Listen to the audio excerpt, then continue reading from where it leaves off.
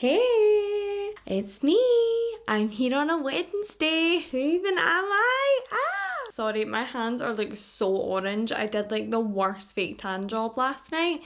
So please don't judge me. I'm one of those girls who can literally like moisturize till the day is gone, and seriously every morning still wake up with orange hands. It's really beautiful. It's great.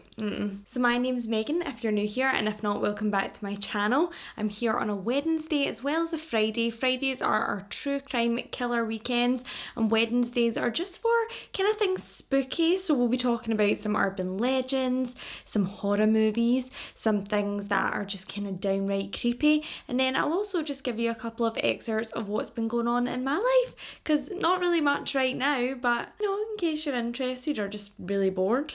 I thought this wee Wednesday episode could be kind of like a palate cleanser for what's to come on Friday, because I know the crimes can be quite gruesome and they can really bog you down sometimes. I know I research them every single week and I never sleep, so yay! I just thought this would be something interesting that we could just fill our week with, and if you guys like it, please leave your thoughts in the comments below. If there's anything you want to see or any ideas you have for this episode, please let me know. So I thought we'd start off this week with a little kind of Q&A. I did ask some people on my Instagram to give me some questions on my stories, and a lot of them were really weird. A lot about poo, really weirdly, a lot about poop. I don't know what's wrong with you guys, but seriously, the amount I got about feces, have you got an obsession? Because I am right. So before we get started, we'll just dive right into the questions. The first one was, what is your biggest fear? See, I've got a few, and mine are weird fears. Everyone says they're really irrational fears, but I'm going to explain to you why they're not irrational fears and why they're totally normal to have these fears. So first one, just going to come right out and say it's probably the worst one, flies. Absolutely terrified of flies. It's a proper debilitating, paralyzing fear. It's horrible. It's one of those ones, if I'm in a restaurant and there is a fly in that restaurant, I'm not eating in that restaurant. There's either me or the fly in there, and if the fly's there, it's not going to be me. I'm going to be out the door. I'm petrified. I think one of the worst times was I worked in an office building for a few years, and literally every summer those mothers would leave the windows wide open because it was too hot in there, stifling, and then they would let these massive blue bottles in, and wasps. And the flies would come in, big blue bottles, they'd be buzzing in your ear, you'd be on the computer trying to work. I literally used to put in a headset just so I couldn't hear the buzzing around me. And then it got so bad once that 2 big blue bottles came in, and they were proper low flyers, like really risky bastards. And honestly, it got so bad that I actually lay on the ground, like full on lay on the ground, so that they couldn't touch me. And then it also got to the point where everyone in the office was complaining about the fact that I was like drugging them with bug spray and it was toxic, but I don't care. My other biggest fears would have to probably be, next in line is dolls. I'm terrified of dolls. I don't know what it is. Maybe it was watching Chucky at the age of 7, who knows. But seriously, it's just, it makes my skin crawl. I used to have these recurring nightmares where I would have this doll in this little kind of basket, like bed thing, like bassinet. And I used to look over, like down onto the doll, and I'd go, boo. And she'd say boo back. She'd say it back. But yeah, I don't like dolls. And last, but certainly not least, clowns. I hate clowns. Clowns are terrifying. I don't know who kidded on that clowns were for children, because they're not. I literally went to the Russian circus in Glasgow one time, scarred me for life. They're horrific. They have these big creepy faces. Nobody's that happy. It's not normal. And it's the noise, the wee horn noise. No one likes it. No one likes you. If you're a clown, please stop and get in a job, because it's horrific. I'm just kidding. I don't really want to insult the clown community, but like, really guys, no. Remember when they were launching I think it was It, before It came out or something like that, and there was all those clowns like hiding in people's bushes and like jumping out on people in the street? No, if that was me, you would have been dead. Question number 2. What height am I? I am a small person. I like to add the 3/4 of an inch because it makes me feel big and tall, but I am 5'1" and 3/4. Very important, that 3/4. Now, a really weird one that a few people asked. So, would you rather have hands for feet or feet for hands? And I think everyone, it's unanimous here, isn't it? It's hands for feet. That's just a strange, feet in your hands, ew. And for our final question of the day, one that is a little bit more relevant to my Friday episodes, Killer Weekend. What is the creepiest true crime story you've ever heard?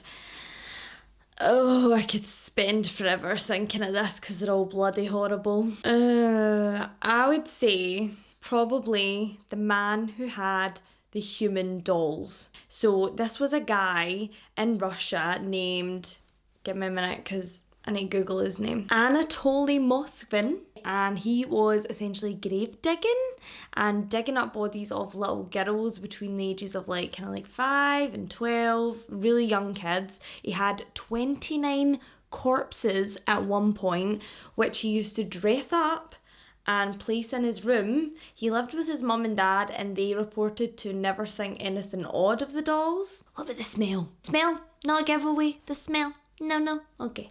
I feel bad because it was actually a really sad crime.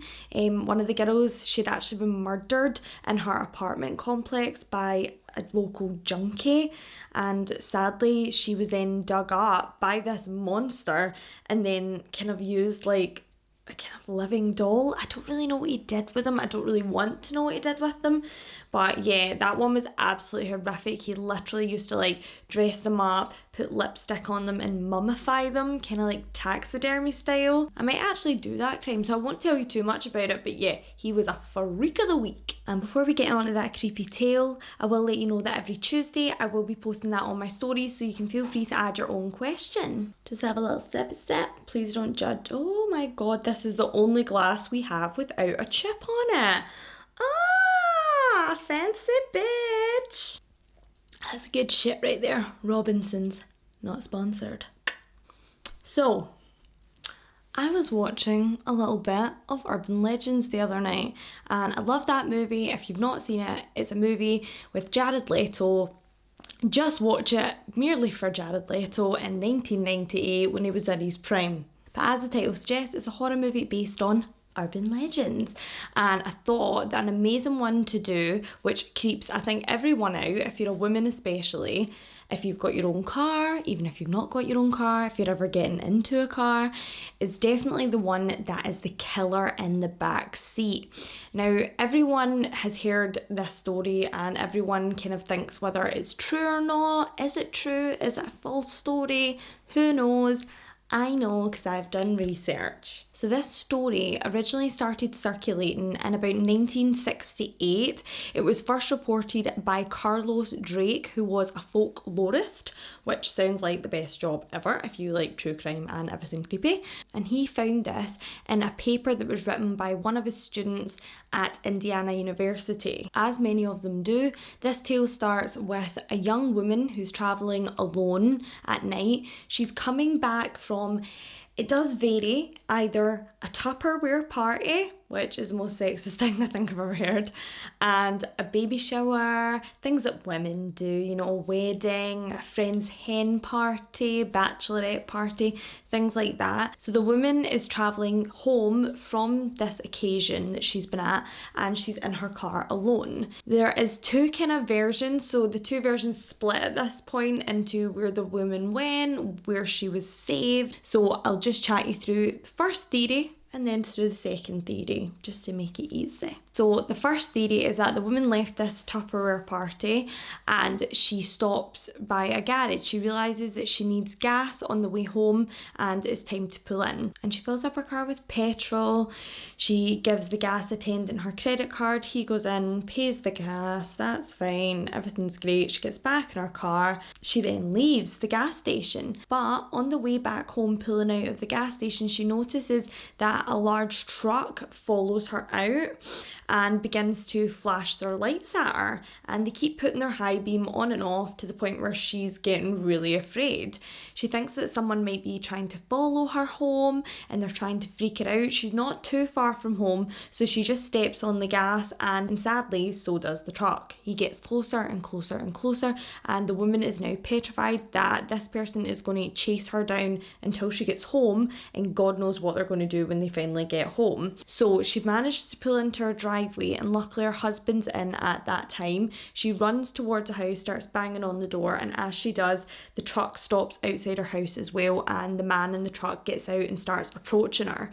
Her husband then comes out of the house and sees that this man is randomly walking up to his wife in the driveway. In some stories he pulls a gun, in some stories he asks the man what he's doing, but for all intents and purposes he asks him, "What are you doing? Why are you following my wife home?"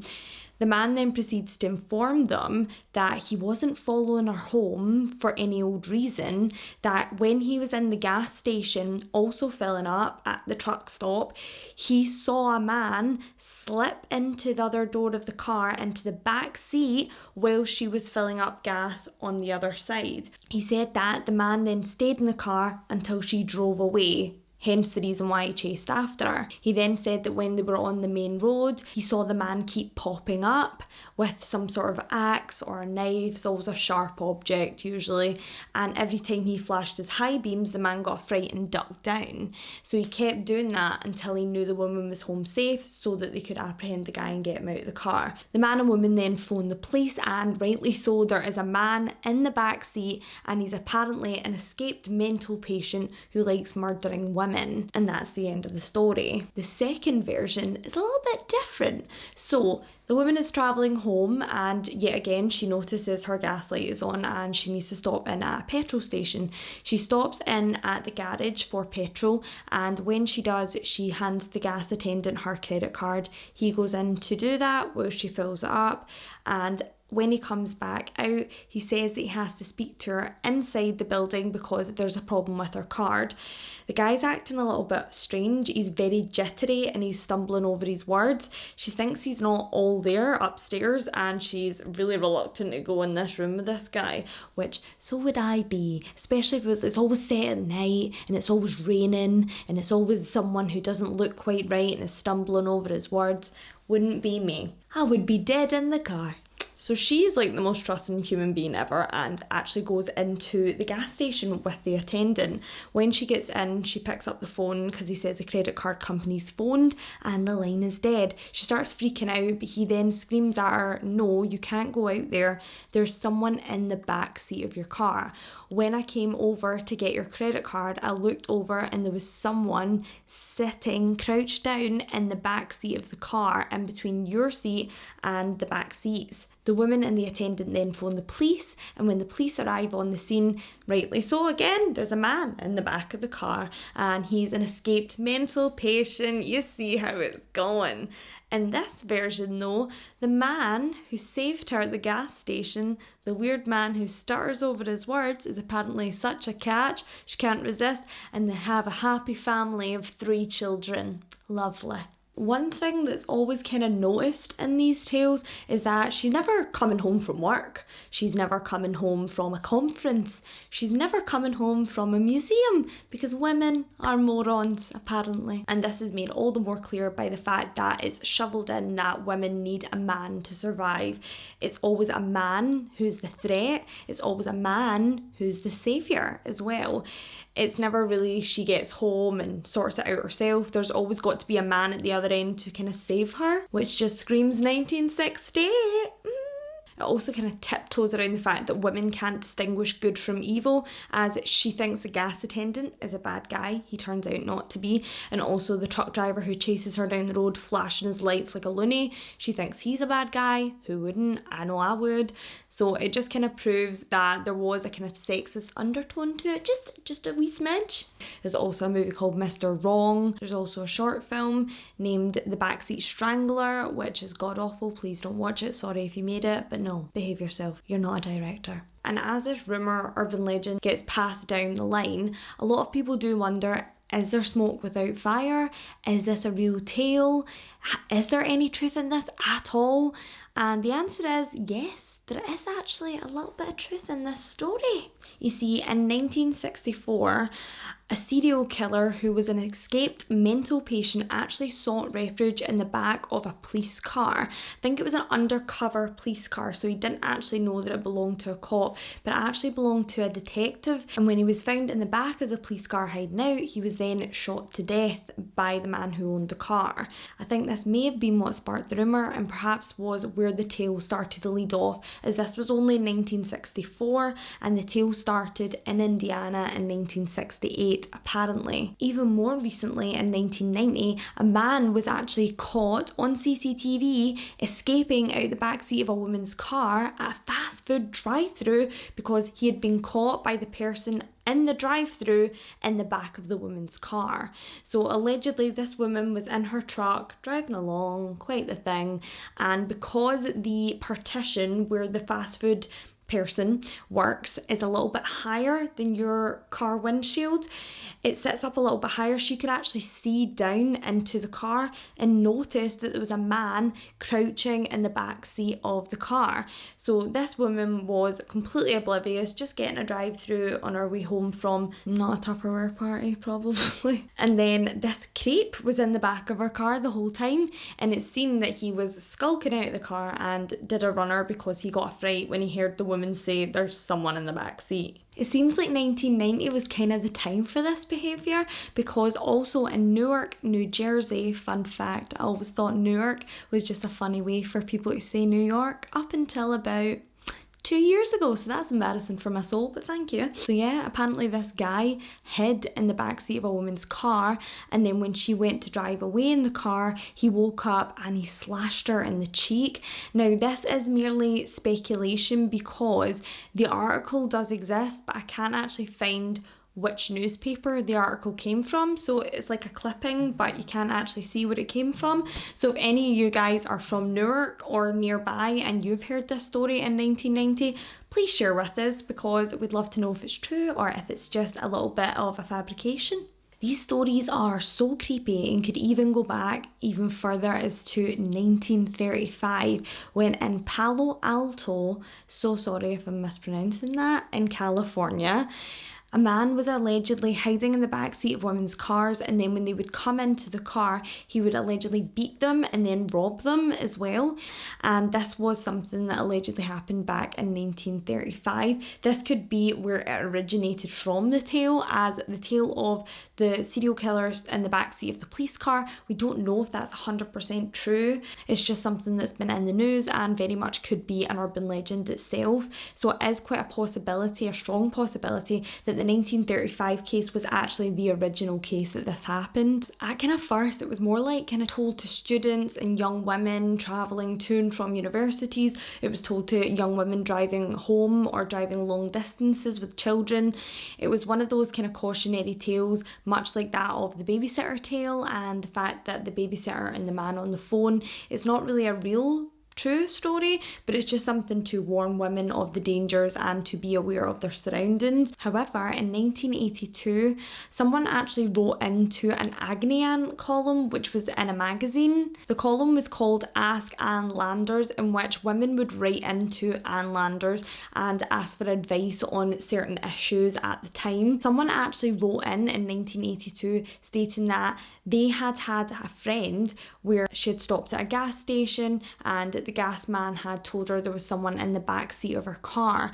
This is kind of where the story perpetuated as we moved into the era of the internet. You see, in the 90s when the internet became a thing, so did chain mail. So for anyone who's too young to know what chain mail is or doesn't use the internet, what you would do is you would log on to your emails and you would have a string of emails from different people. Now, the last email was often from someone you knew, and it would have been most likely a forwarded email from complete strangers at the bottom of the email list. I remember getting one, and it was this weird video of a young girl running up to the screen, and it was one of those ones, if you don't share this, you get 5 years bad luck and your whole family dies in a fire. But yeah, I never shared one, and fun fact, we're okay, knock on wood. So at this time in the late 90s, early 2000s, people started talking about gang affiliation in these emails as well. So what would happen is they would normally tell a story and then explain that the reason this is happening to always young women is the fact that it's a gang initiation kind of thing.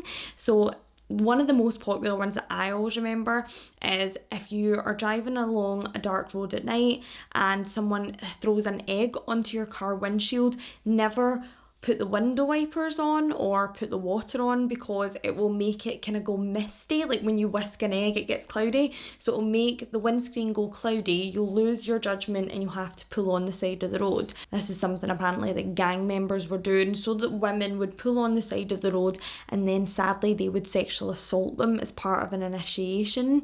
This is something that I don't think has ever been proven. I've googled it and it does appear that it is just another one of these urban legends. Another one was also the story of the crying baby. So what they would apparently do is gang members would leave the recording of a crying baby or a wailing child in the middle of nowhere on walk paths in woods, things like that. And when young women would be out running or out on walks, they would then hear the noise of a crying baby, which if that was me would not make me go towards the baby. I'd be going away from the baby because that is bloody terrifying. So these women, whoever these women are, allegedly would then go search out for the noise of the baby, just natural instinct because we're all just baby making machines. And then they would be apprehended by gang members, and usually the rape and stuff like that just comes with that as well. So this became a massive thing, and I cannot tell you how many chain letters I received, and I was really young. So if you were in kind of like a university or high school at that point, I can't even imagine how many you got. It was something that a lot of people talked about, and eventually this story, the killer in the backseat, was added to the long list of things that women had to be worried about, making so many women terrified the minute they got in their cars that they would initially have a little dip in and check the back seat. I know still to this day, if I'm getting in a car, I check the back seat of a car, and it's just to be safe, because you never know, do you? It's been overly confirmed by police and law enforcement that these have no relevance. These emails are not connected to anyone in law enforcement, and this is not something that they've put out like a bulletin towards women. And I just don't know. I don't know. These things, I do think it's strange to me. The reason being, there's a lot of sick people out there, and it is strange to me that not one of these people have gotten the creative. It's not creative, sorry. That's the worst word I could have ever. You're not creative. If you do this, you're not creative, okay? I'm not condoning this behaviour. I'm surprised it doesn't give them the inspiration to go out and do more crimes like this. I'm surprised that not a lot of people have taken the inspiration from these movies and chainmails and decided to act on it, because look at when we had the clown guys dressing up and stuff, there was people going out and doing that just for shits and gigs that weren't even involved in it, which you're a freak. But I just find it quite odd that no one has gone out and done it. So I'm not sure, maybe if it has been, it's not been highly publicised. It does seem that most of this kind of stopped around the early kind of 2000s, probably all because of this bad boy right here, the mobile phone. You see, in most movies, horror movies these days, it's very hard to get that whole victim chase on, because the majority of people have a mobile on them, they phone the police, end of story, that's it. Most people have Google Maps on their phone, they find their way home, no wrong turn, end of story. So it's one of those ones I think that in the age of new technology, we'll probably not hear as many of these urban legends as we used to. But it's quite a shame, because they are quite eerie and it's quite fascinating and kind of impressive. I mean, maybe I'm a weirdo, but I think it's quite impressive that through 1960, perhaps even 1935, when the man who used to rob women and beat them with a flashlight hiding in the back of their cars, it could be something that's lasted the test of time for over 100 years pretty soon. In 10 years' time, we're going to be talking about a legend that's lasted perhaps from 1935 to 2035. So it is quite impressive when you think about it that way. And it's quite sad that it's something that we're going to completely miss, because everyone loves a wee bit of a scare, don't they? So having a wee sippy sip. But moving on. Do you think it's a true story? Has it happened to someone in your town? Do you know a friend of a friend of a friend of a cousin of a cat? Do you know someone that it's happened to? I know I certainly don't, but I would just be fascinated to hear if you guys have heard anything, especially in the States. I feel like it all kicks off in the States. I don't really get much happening here in Scotland. It's all very beige. Very beige in Scotland. Beige and green. Lovely and green. But I do think the majority of women out there check their backseat. Even guys maybe check their backseat. Do you check your backseat? Are you a backseat checker? Do let us know, because I feel like there could be a lot of us out there, definitely. So I hope you guys have enjoyed this little episode, or wee palate cleanser on a Wednesday. I hope you tune in every Friday for Killer Weekends and every Wednesday for Weirdo Wednesdays. I plan on doing a really spooky story next week about ghostly brides, and there'll be a little bit of my own life in this as well, little bit of story time. So yeah, if you're interested in ghostly brides, ghostly apparitions, anything to do with the ghost, then yeah, tune in. I'm sure it'll be very fun. We'll have a lot of laughs. I'll get drunk next time. It's the middle of the day, so maybe not this week, but next week we can get real drunk and you can just watch me be a sloppy bitch, really. I'm so buzzing to see you on Friday when we'll be back with a true crime story of the White House Farm murders. So we've got that to look forward to. Well, maybe look forward to is a bit of a morbid word. You know what I mean. I'm just gonna be quiet now and say goodbye. But before I do, hit that subscribe button, guys, if you like all creepy content and anything ghostly, and also hit the notification bell so that you don't miss me, because I miss you when you don't turn up. And please feel free to follow me on Instagram at Megan True Crime. We'll have my Ask Me Anything poll up, so if you get any questions in mind, please feel free to ask. Nothing's off the table. Well, not nothing. Don't be a weirdo. I'd also love it if you could add me on TikTok at megan.truecrime. Give this video a thumbs up before you head on out. And happy hump day. I'll see you on Friday. And always check your back seat, guys. See ya.